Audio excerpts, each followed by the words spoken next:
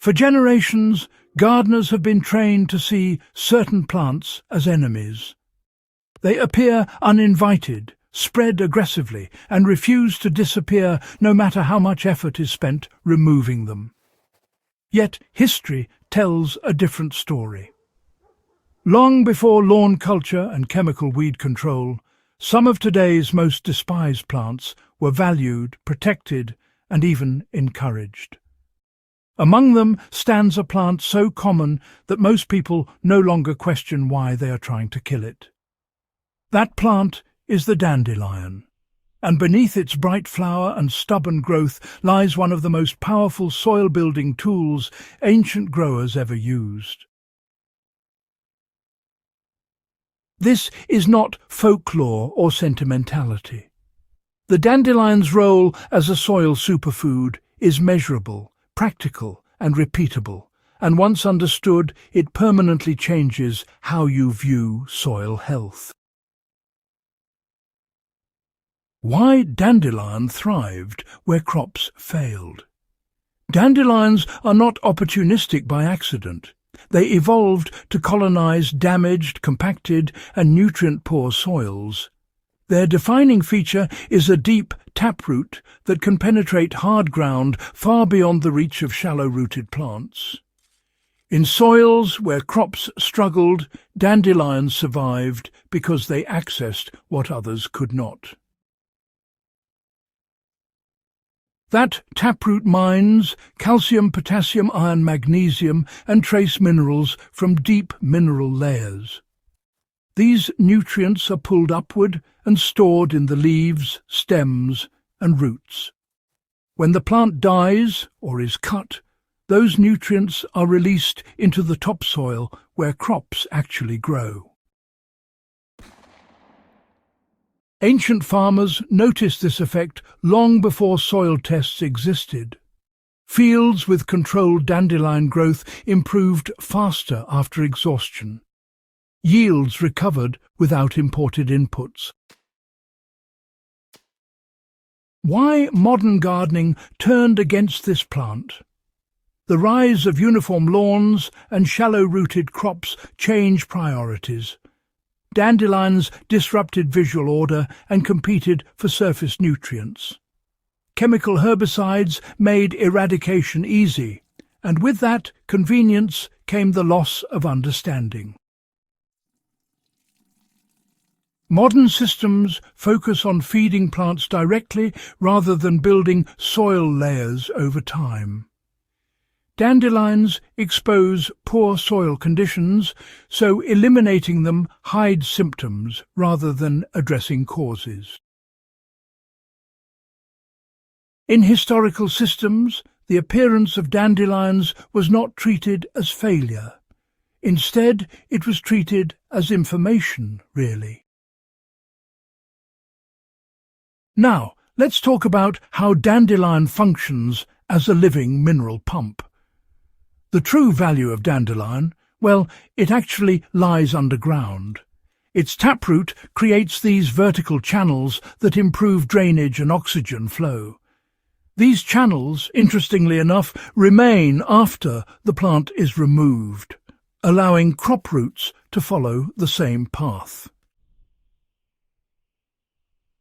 As minerals are pulled upward, microbial populations concentrate around the root zone. Mycorrhizal fungi interact with the plant, exchanging minerals for carbohydrates.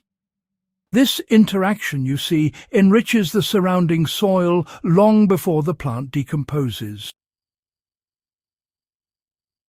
When leaves are cut and dropped in place, nutrients cycle immediately. This is not composting in theory. It's actually composting in real time, right where plants need it.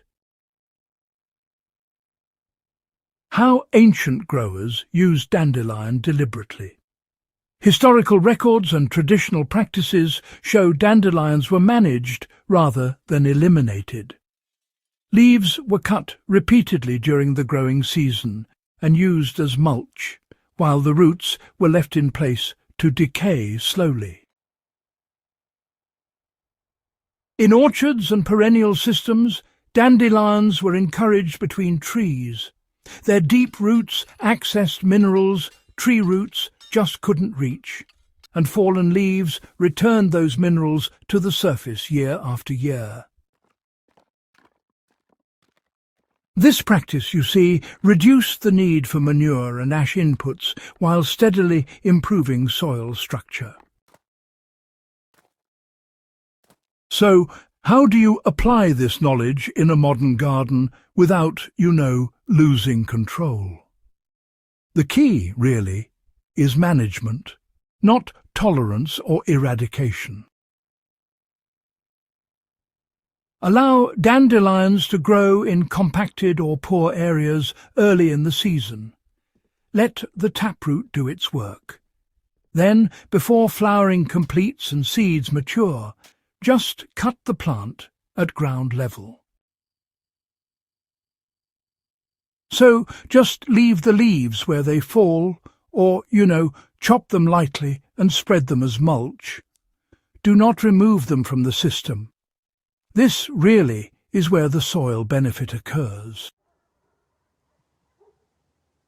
If a plant must be removed entirely, cut the root several centimetres below the surface rather than pulling it out. This leaves the lower root to decompose and, preserves the soil channel.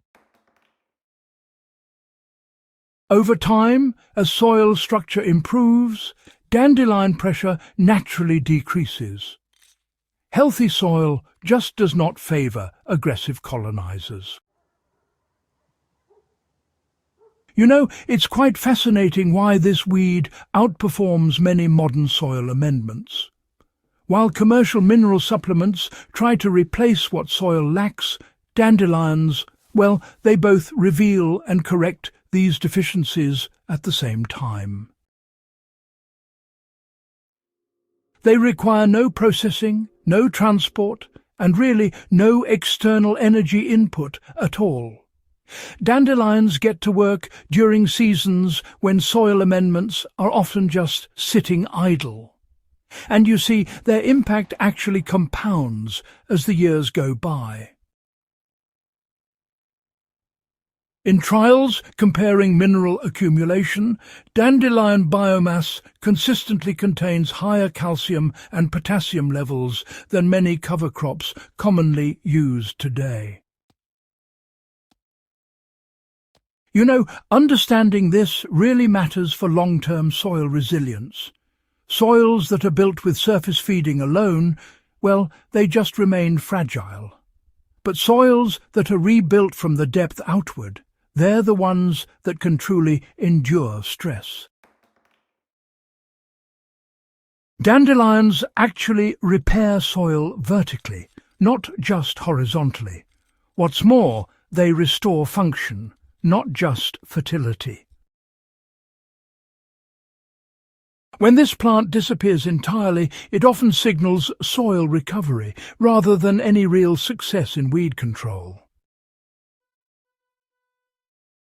If this guide has, reshaped how you view one of the most misunderstood plants in agriculture, do subscribe to Hydra Haven. Share this with growers who care about soil that improves instead of depletes, and help restore forgotten knowledge that still outperforms modern shortcuts.